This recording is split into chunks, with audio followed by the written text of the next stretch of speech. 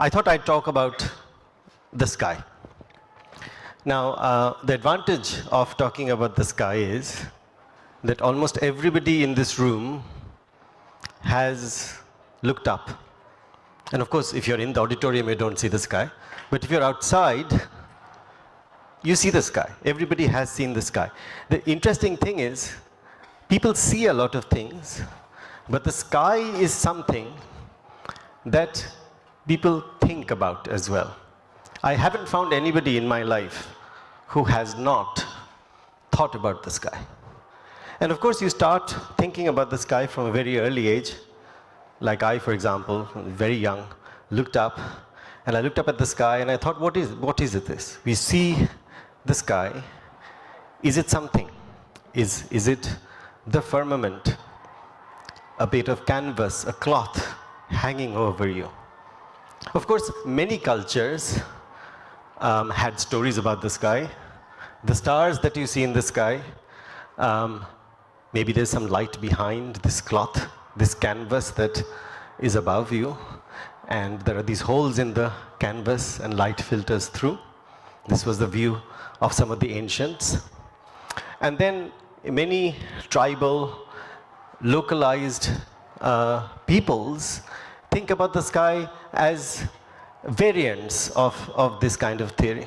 The sky, of course, to somebody on the earth, as they look up, they're looking into nothingness, or is there something there? If you, of course, are fortunate enough to have a very vivid imagination, then you see the sky like this, right? And so here is, of course, we now know Van Gogh, of course, probably had very blurry vision.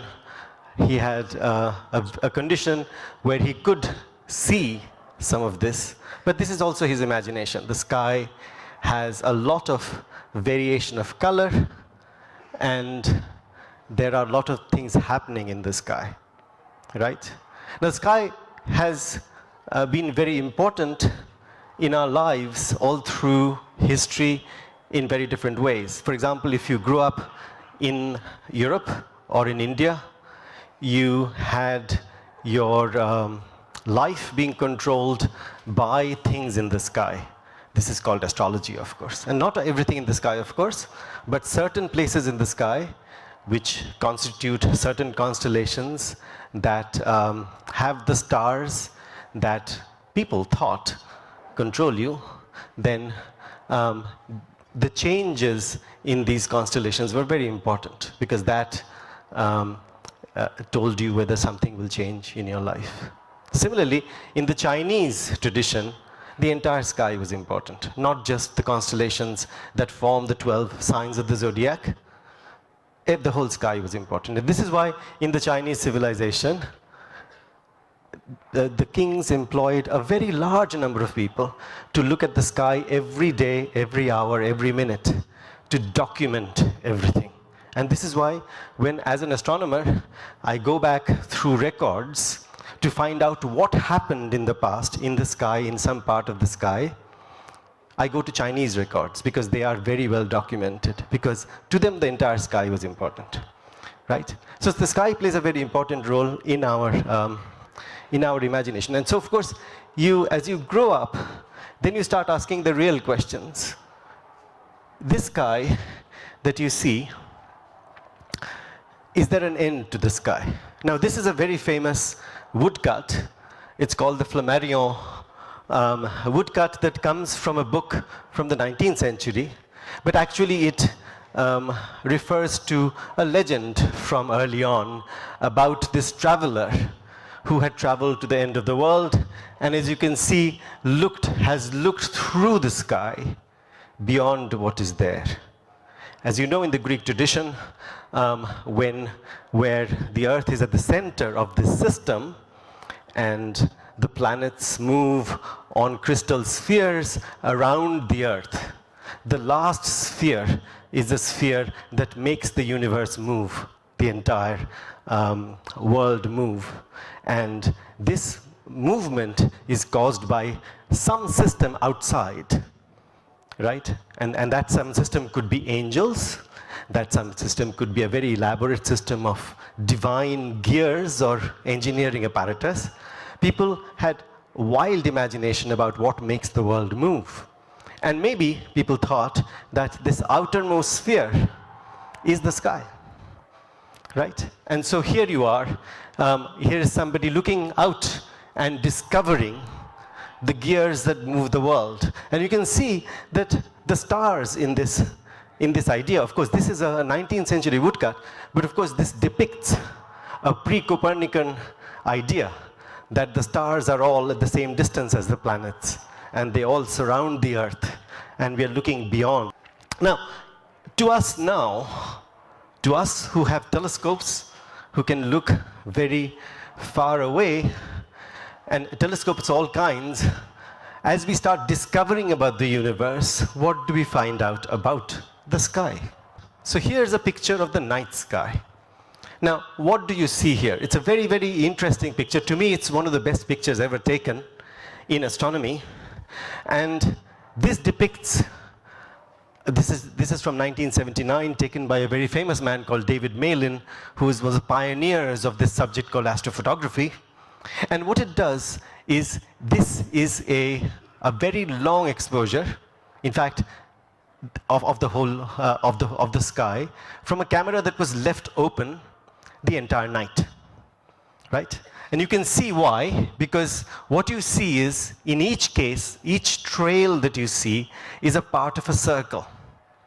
And that part of a circle tells you that that is actually a star that has moved all through the time in which the camera was kept open, right? And of course, the Earth moves, i.e. the sky moves with respect to us. So each star moves with the Earth. So you can see that each star has moved exactly the amount of time that the camera has been open. And the place that has not moved is the pole star, of course. It's the pole around which the entire sky moves. You can also see that each of these trails, since they depict a star, tell you that stars have different colors. There are some red stars, there are some blue stars, there are some yellow stars, but each one of them has moved exactly the same amount. Because, and of course in here you can see during the time, which is roughly about 10 hours or so, this is from Australia, this is at the Anglo-Australian telescope, so actually at the pole there, where you're seeing the center of those circles, there is no pole star, there is no southern pole star, of course, and everything moves around a point in the sky, where, which is the same direction as the Earth's rotational axis. This is in Australia, and you can see that during this time, when the camera has been opened, a car has come and gone to and come out, and there is somebody who is on the near the top of the telescope who has come out and smoked a cigarette and gone in, and that's all recorded very dutifully in this long exposure. Why am I showing you this? Because this tells you that something that your eye cannot see. Because one of the limitations of our eye is that we cannot see anything for more than 1/10 of a second. Because our brain eliminates any picture that comes into our eye after 1/10 of a second and goes on to the next picture. It's gone. You cannot keep it any longer. Whereas if you have a detector, what you can do is then you can change the duration of it and collect the light and keep it there, right? So you will never be able to, in fact, if you do wonder, if you look at the sky and see this picture, something's wrong with you, right? So you cannot, of course, your vision can't persist for 8 or 10 hours.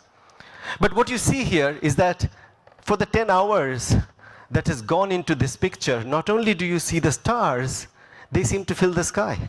And that's because each star has gone around almost a half circle and more, and any direction you look, there are these star trails, right? And these are only the brightest stars. There are many more stars that are fainter than that. But together, they give the sky a color, right? Now, I can ask you the same question. This is taken at night. This is the whole night. What happens if you do the same thing during the day? What happens if you keep your camera open in the day and look at the sky? This is what happens. So this is a daytime photograph, and the exposure is a little over an hour. So it's 1.5 hours. And you can see that you can see the stars. Same thing, right? The stars are there. If you can get a deep image of the sky, then the stars are there. The stars are, but where are the stars? Are the stars in front of the sky, like in the woodcut?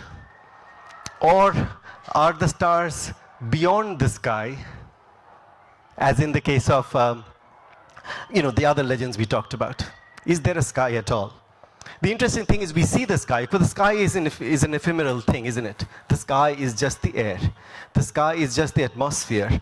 And the sky is full of the sun's light that goes all around us because it's scattered by the air molecules in the atmosphere. And if the atmosphere weren't there, then you would not see the sky. This notion of the sky is now emerging as the sky is nothing there, but it's just a light filling up the atmosphere. So the question is, what happens when you go outside the atmosphere? The first astronaut I ever met was almost 25 years ago, a man called Jeffrey Hoffman, who, when I was at Harvard, he came back to his alma mater. He was somebody who was captain of the space shuttle. And also, he'd gone up about 5 times. When I met him, it was just after his 4th trip. He was the captain of the space shuttle mission that went to repair the Hubble Space Telescope the first time. This was December 93, and he'd come to visit us in January 94 to give a talk about his trip to the Hubble Space Telescope. And one of the first questions I asked him when I got a chance to talk to him was, what was the most unexpected thing about going out in space? I always wanted to know. I knew that I would never probably become an astronaut, but I wanted to know, what is the biggest surprise? And he said the biggest surprise was, he thought about it a little, and it's interesting, he said the biggest surprise was to see the sun against a black sky. What is the sky there? The sky is emptiness, it's black. He's outside the atmosphere. There, the sun is just a disk. Its light doesn't fill everything, because there's no air. Think about it. It is just a black canvas and just a yellow disk on it. And he said it was very uncanny. He got very disoriented. He didn't think that the sun would be up in the sky and there would be no sky. So here's an astronaut going up there, and he's unnerved because there is no sky.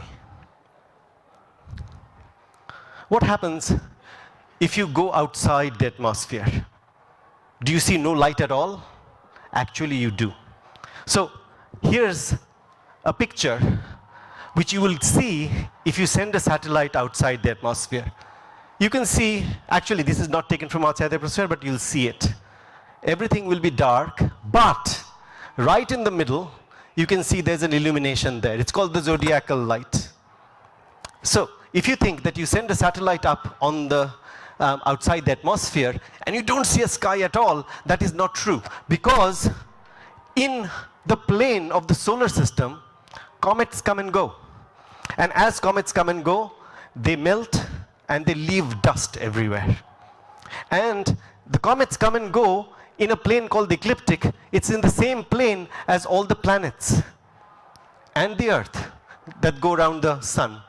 So there's only one plane. As you can see, there's a plane there. And in that plane, there's a lot of dust. And the sun's light is scattered all over. Just like the sunlight is scattered in the air molecules in our atmosphere, it is scattered all over the solar system. So you can't escape from it, from that light. But it's now not filling everything, but it's in a flat plane, and it's all over in the solar system. You have to go all the way out to Neptune and Pluto to escape from it. So if you're going out in the solar system, you're not escaping from it. There's still light. But there, the sky is a flat plane. It is not everywhere. If sky means to you the light that fills your surroundings. What happens after that? So can you escape from it? So here's a very interesting plot that shows you how to observe what's in the sky. Now, as an astronomer, I would like to study the universe not just by the light that is emitted from it, but from the various other kinds of radiation that come from it. Of course, as all of you know, electromagnetic radiation is of one kind, and depending upon what its wavelength or frequency or energy is, we call them radio waves, and gamma rays, and X-rays, and infrared, or light, or ultraviolet, etc. Okay? The radio waves are the lowest energy, the highest energy are X-rays and gamma rays. Now, the interesting thing, as you can see, this plot tells you that the atmosphere doesn't let in most of these rays. Okay? It's only one small part of the electromagnetic spectrum that is in and around what we call light, that comes in through, and that's right in the middle. It's called the optical window in this plot. That comes in right in the middle, and other than that, the atmosphere is opaque all the way through from X-rays to ultraviolet. That's good for us, because these things are stopped at the ozone layer. Otherwise, we would have skin cancer everywhere if you had X-rays and gamma rays raining on you all the time. And then you can also see that since there is carbon dioxide and water in particular in the atmosphere, no infrared comes in through, and much of the radio waves come in, and then you have nothing else, right? Now, think about this. There are so many kinds of radiation, so many kinds of light. Only a little bit that describes the optical window is open for light to come through. How come our eyes can see only that optical light? If our eyes were sensitive to radio emission, we would not see the stars. We would not see the sky. Our sky would be dark. Our sky has stars in it because our eyes are sensitive to a range of radiation that has wavelength between 300 nanometers and 800 nanometers. That's it. Whereas the radiation can have wavelength from, whatever, the entire range. So that is a very interesting thing. If you think of, there are rattlesnakes that can only see in the infrared. There are no rattlesnake astronomers because they don't see any stars. Their sky is completely dark. Question is, it's a philosophical question. If we didn't see the stars, if truly our eyes were X-ray eyes, would we know that there is a universe out there? So now, I would like to study the universe in the entire electromagnetic spectrum, because different parts of this spectrum gives information, different kinds of information to us about the stars and the galaxies and the planets. So if I want to find out what is 1,000,000 degrees hot in the universe, I'm not able to see it from the Earth. And to do that, I have to go to space. So I have to go to space, and I have to go very far away so that I get rid of the atmosphere. But am I safe? Can I still see through the sky? What happens here is, no. As usual, this is not working. Yeah. So here, what happens is that if you look at the middle, I don't know whether this is right in the middle is the Earth, the tiny Earth. And all around it, it is surrounded by a very strong field of charged particles that are attracted to the magnetic field of the Earth. And that all comes from the sun. The sun is radiating a lot of charged particles. They come, and the Earth is sitting in this big soup. And this soup goes out all the way to about 30,000 kilometers. And the Earth is sitting in this soup. Now, it doesn't make a difference to me, because all these charged particles actually are radiating a lot of very high energy photons, X-rays, gamma rays. Sometimes they come very close to the Earth and create the aurora borealis, as you know, at the poles. If I send out an X-ray satellite to observe X-rays from a star or a galaxy, they have to go all the way out of these Van Allen belts, because otherwise they will only see these charged particles that are around the Earth. Their sky, their X-ray sky, are these particles. So you can see the sky, definition of sky changes according to what we are trying to observe. So this is what happens for a telescope. So this is a telescope that I was involved in building. It went up in 1999. It's a NASA project named after Chandrasekhar, so it's called Chandra. And when we realized that this was the first telescope which had exquisite imaging quality, imaging as good as the Hubble Space Telescope, but in the X-rays, the first time it had mirrors that were capable of doing this, we realized that if we had to build this telescope and have it observe not the sky that is near the Earth, but actually things that are out there, we will have to choose an orbit that goes way out beyond the Van Allen belt. So that's why you can see for the first time we have an orbit that is silly. You know, the Hubble Space Telescope goes around the Earth every 90 minutes. It is a few hundred kilometers above the Earth, whereas this thing goes out to 26,000 kilometers. That's the nearest distance, and 122,000 kilometers away, because it has to go very far away from this local X-ray sky. It has to go out of our sky. And when it comes as close as 60,000 kilometers to the Earth, we shut it down. Because then all it does, it observes the charged particles in the Van Allen belts. It observes the sky. Right? So it takes 64 hours for it to go and come back, but we can observe with it for only about 30 hours or so every time, because it has to be shut the entire time. In fact, if it's open, the charged particles will destroy its detectors. Here's a picture of a galaxy called Centaurus A.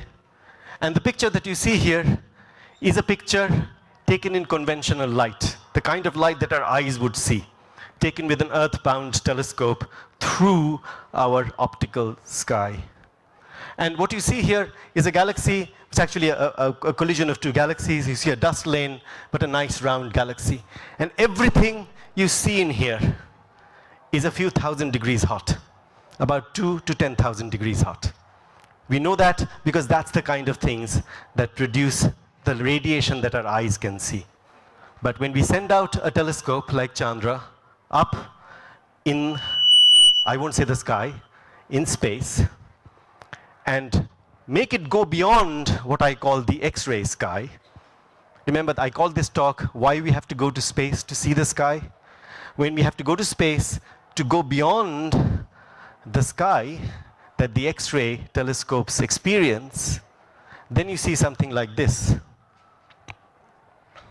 And that's the X-ray picture of the same galaxy. And everything you see in here is more than 10 million degrees hot. Each individual point you see is a black hole, which is orbiting another star. The big jet that you see is gas that is 10 million degrees hot or more, that is being ejected by the central black hole in the galaxy, and all that is completely invisible to our eyes. So I hope that now you've realized that the word sky is very, very relative, and the sky that you thought is going to fall on your heads is actually really ephemeral, and the sky means very different depending on what you're observing. Thank you.